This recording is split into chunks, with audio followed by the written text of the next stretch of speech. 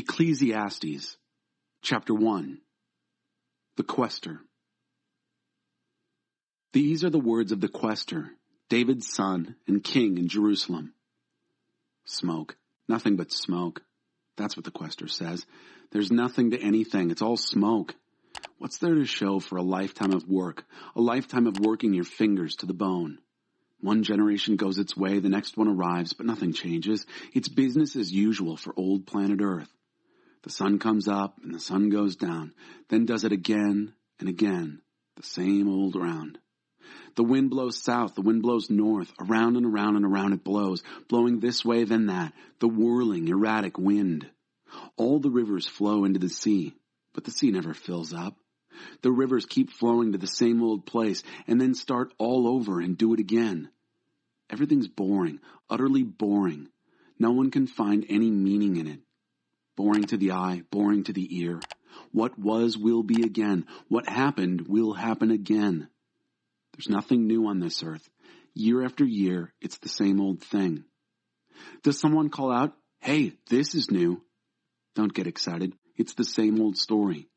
Nobody remembers what happened yesterday. And the things that will happen tomorrow? Nobody will remember them either. Don't count on being remembered. I've seen it all. Call me the Quester. I've been king over Israel and Jerusalem. I looked most carefully into everything, searched out all that is done on this earth. And let me tell you, there's not much to write home about. God hasn't made it easy for us. I've seen it all, and it's nothing but smoke. Smoke and spitting into the wind. Life's a corkscrew that can't be straightened, a minus that won't add up.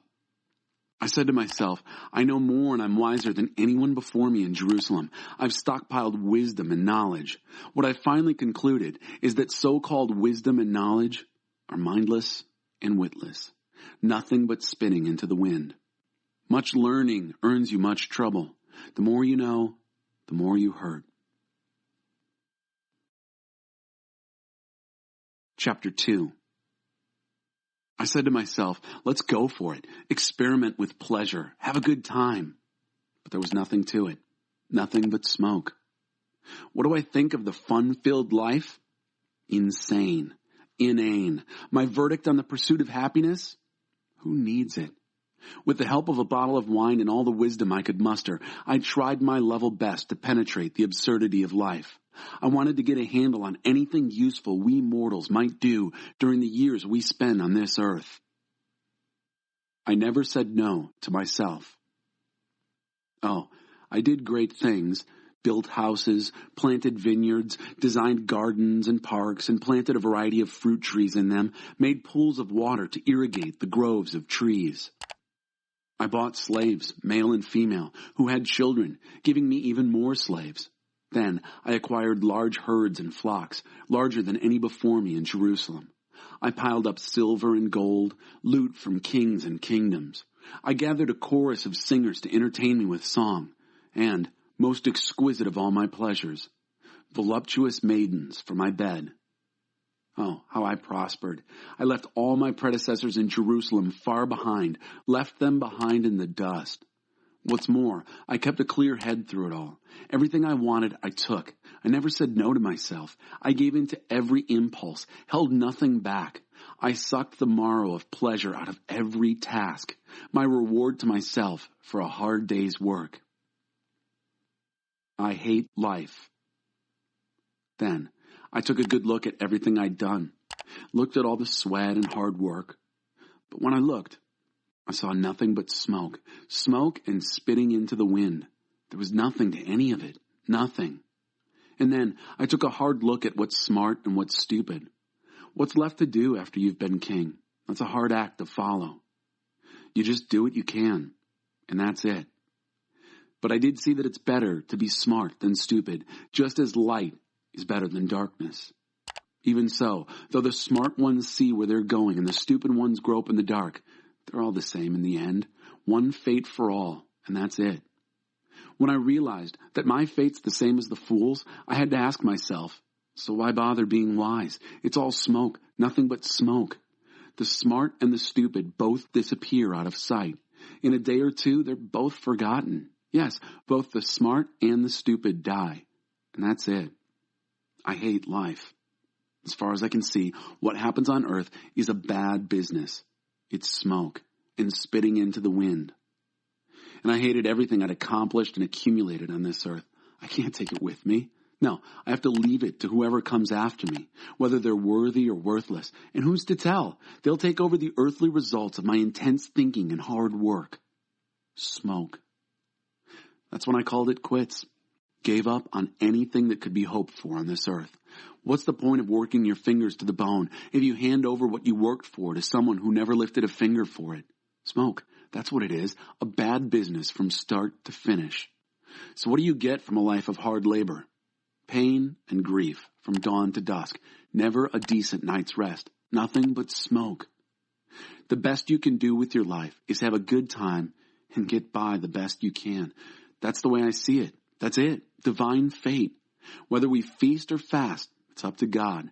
God may give wisdom and knowledge and joy to his favorites, but sinners are assigned a life of hard labor and end up turning their wages over to God's favorites. Nothing but smoke and spitting into the wind. Chapter 3. There's a right time for everything. There's an opportune time to do things, a right time for everything on the earth. A right time for birth and another for death. A right time to plant and another to reap. A right time to kill and another to heal. A right time to destroy and another to construct. A right time to cry and another to laugh. A right time to lament and another to cheer. A right time to make love and another to abstain. A right time to embrace and another to part. A right time to search and another to count your losses. A right time to hold on and another to let go. A right time to rip out and another to mend. A right time to shut up and another to speak up. A right time to love and another to hate. A right time to wage war and another to make peace. But in the end, does it really make a difference what anyone does? I've had a good look at what God has given us to do. Busy work, mostly. True, God made everything beautiful in itself and in its time, but he's left us in the dark, so we can never know what God is up to, whether he's coming or going. I've decided that there's nothing better to do than go ahead and have a good time and get the most we can out of life. That's it. Eat, drink, and make the most of your job. It's God's gift. I've also concluded that whatever God does, that's the way it's going to be, always. No addition, no subtraction. God's done it, and that's it. That's so we'll quit asking questions and simply worship in holy fear. Whatever was, is. Whatever will be, is. That's how it always is with God. God's testing us. I took another good look at what's going on. The very place of judgment, corrupt. The place of righteousness, corrupt. I said to myself, God will judge righteous and wicked. There's a right time for everything, every deed, and there's no getting around it. I said to myself regarding the human race, God's testing the lot of us, showing us up as nothing but animals. Humans and animals come to the same end. Humans die, animals die. We all breathe the same air. So there's really no advantage in being human. None. Everything's smoke. We all end up in the same place. We all came from dust. We all end up as dust. Nobody knows for sure that the human spirit rises to heaven or that the animal spirit sinks into the earth. So I made up my mind that there's nothing better for us men and women than to have a good time in whatever we do. That's our lot. Who knows if there's anything else to life? Chapter 4. Slow suicide. Next, I turn my attention to all the outrageous violence that takes place on this planet. The tears of the victims, no one to comfort them. The iron grip of oppressors, no one to rescue the victims from them.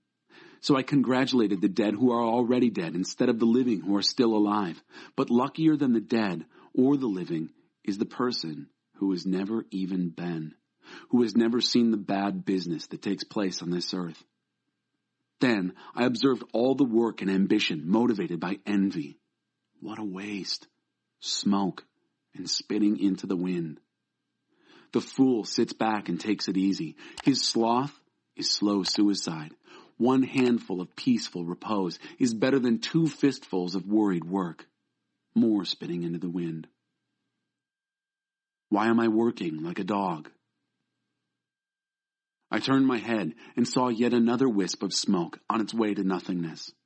A solitary person, completely alone, no children, no family, no friends, yet working obsessively late into the night, compulsively greedy for more and more, never bothering to ask, why am I working like a dog, never having any fun?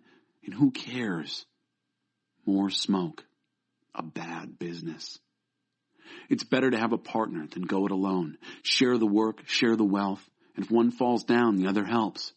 But if there's no one to help, tough. 2 in a bed warm each other. Alone, you shiver all night. By yourself, you're unprotected. With a friend, you can face the worst. Can you round up a third? A 3-stranded rope isn't easily snapped. A poor youngster with some wisdom is better off than an old but foolish king who doesn't know which end is up. I saw a youth just like this start with nothing and go from rags to riches, and I saw everyone rally to the rule of this young successor to the king. Even so, the excitement died quickly. The throngs of people soon lost interest. Can't you see it's only smoke and spitting into the wind? Chapter 5. God's in charge, not you. Watch your step when you enter God's house. Enter to learn. That's far better than mindlessly offering a sacrifice, doing more harm than good. Don't shoot off your mouth or speak before you think. Don't be too quick to tell God what you think he wants to hear. God's in charge, not you. The less you speak, the better. Overwork makes for restless sleep. Overtalk shows you up as a fool. When you tell God you'll do something, do it now. God takes no pleasure in foolish gabble. Vow it, then do it. Far better not to vow in the first place than to vow and not pay up. Don't let your mouth make a total sinner of you. When called to account, you won't get by with, sorry, I didn't mean it. Why risk provoking God to angry retaliation? But against all illusion and fantasy and empty talk, there's always this rock foundation. Fear God. A salary of smoke. Don't be too upset when you see the poor kicked around and justice and right violated all over the place. Exploitation filters down from one petty official to another. There's no end to it, and nothing can be done about it. But the good earth doesn't cheat anyone. Even a bad king is honestly served by a field. The one who loves money is never satisfied with money, nor the one who loves wealth with big profits. More smoke. The more loot you get, the more looters show up. And what fun is that, to be robbed in broad daylight? Hard and honest work earns a good night's sleep, whether supper is beans or steak. But a rich man's belly gives him insomnia. Here's a piece of bad luck I've seen happen. A man hoards far more wealth than is good for him, and then loses it all in a bad business deal. He fathered a child, but hasn't a cent left to give him. He arrived naked from the womb of his mother. He'll leave in the same condition, with nothing. This is bad luck for sure. Naked he came, naked he went. So what was the point of working for a salary of smoke? All for a miserable life spent in the dark? Make the most of what God gives. After looking at the way things are on this earth, here's what I've decided is the best way to live. Take care of yourself, have a good time, and make the most of whatever job you have for as long as God gives you life. And that's about it. That's the human lot. Yes, we should make the most of what God gives, both the bounty and the capacity to enjoy it, accepting what's given and delighting in the work. It's God's gift. God deals out joy in the present, the now. It's useless to brood over how long we might live. Chapter 6. Things are bad. I looked long and hard at what goes on around here, and let me tell you, things are bad. And people feel it. There are people, for instance, on whom God showers everything. Money, property, reputation, all they ever wanted or dreamed of. And then, God doesn't let them enjoy it. Some stranger comes along and has all the fun. It's more of what I'm calling smoke, a bad business. Say a couple have scores of children and live a long, long life, but never enjoy themselves, even though they end up with a big funeral. I'd say that a stillborn baby gets the better deal. It gets its start in a mist and ends up in the dark, unnamed. It sees nothing and knows nothing, but is better off by far than anyone living. Even if someone lived 1,000 years, make it 2,000, but didn't enjoy anything, what's the point? Doesn't everyone end up in the same place? We work to feed our appetites. Meanwhile, our souls go hungry. So what advantage has a sage over a fool, or over some poor wretch who barely gets by? Just grab whatever you can while you can. Don't assume something better might turn up by and by. All it amounts to anyway is smoke and spitting into the wind. Whatever happens, happens. Its destiny is fixed. You can't argue with fate. The more words that are spoken, the more smoke there is in the air. And who is any better off? And who knows what's best for us as we live out our meager smoke and shadow lives? And who can tell any of us the next chapter of our lives?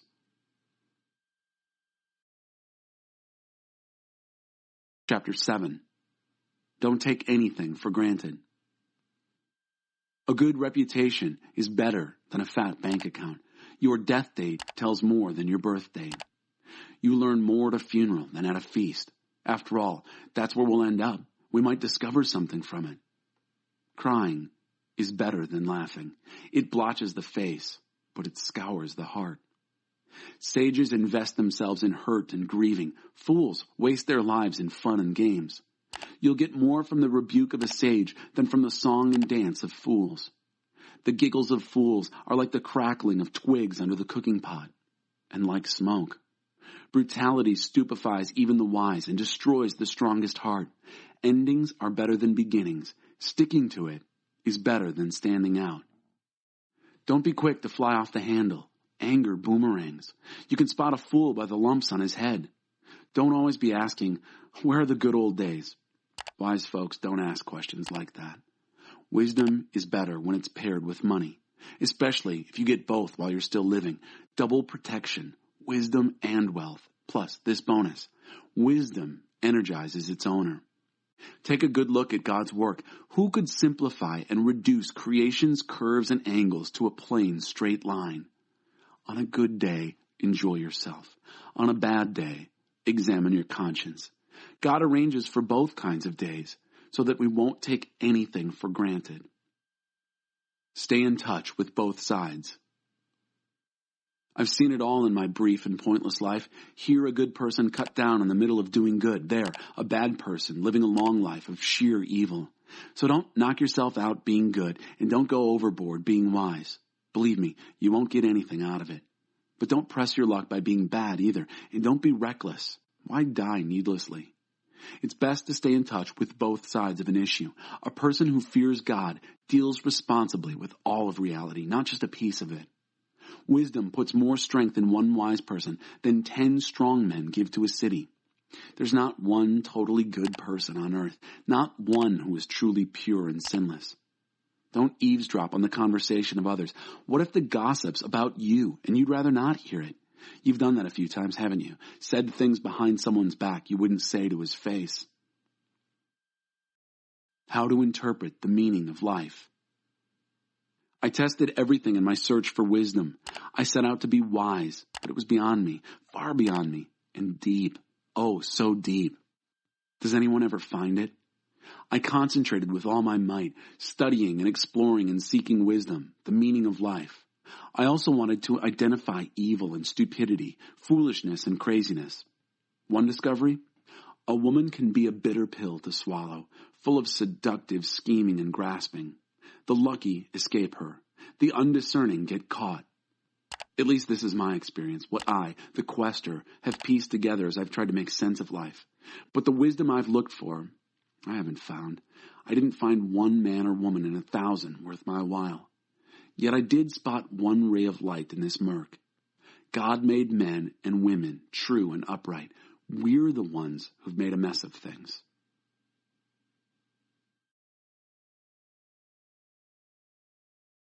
Chapter 8. There's nothing better than being wise, knowing how to interpret the meaning of life. Wisdom puts puts light in the eyes and gives gentleness to words and manners. No one can control the wind. Do what your king commands. You gave a sacred oath of obedience. Don't worryingly second-guess your orders or try to back out when the task is unpleasant. You're serving his pleasure, not yours. The king has the last word. Who dares say to him, "What are you doing?" Carrying out orders won't hurt you a bit. The wise person obeys promptly and accurately. Yes, there's a right time and way for everything, even though, unfortunately, we miss it for the most part. It's true that no one knows what's going to happen or when. Who's around to tell us? No one can control the wind or lock it in a box. No one has any say-so regarding the day of death. No one can stop a battle in its tracks. No one who does evil can be saved by evil. All this I observed as I tried my best to understand all that's going on in this world. As long as men and women have the power to hurt each other, this is the way it is. One fate for everybody. One time, I saw wicked men given a solemn burial in holy ground. When the people returned to the city, they delivered flowery eulogies, and in the very place where wicked acts were done by those very men. More smoke, indeed. Because the sentence against evil deeds is so long in coming, people in general think they can get by with murder. Even though a person sins and gets by with it hundreds of times throughout a long life, I'm still convinced that the good life is reserved for the person who fears God, who lives reverently in his presence, and that the evil person will not experience a good life. No matter how many days he lives, they'll all be as flat and colorless as a shadow, because he doesn't fear God. Here's something that happens all the time and makes no sense at all. Good people get what's coming to the wicked, and bad people get what's coming to the good. I tell you, this makes no sense. It's smoke. So, I'm all for just going ahead and having a good time, the best possible. The only earthly good men and women can look forward to is to eat and drink well and have a good time, compensation for the struggle for survival these few years God gives us on earth. When I determined to load up on wisdom and examine everything taking place on earth, I realized that if you keep your eyes open day and night without even blinking, you'll still never figure out the meaning of what God is doing on this earth. Search as hard as you like, you're not going to make sense of it. No matter how smart you are, you won't get to the bottom of it.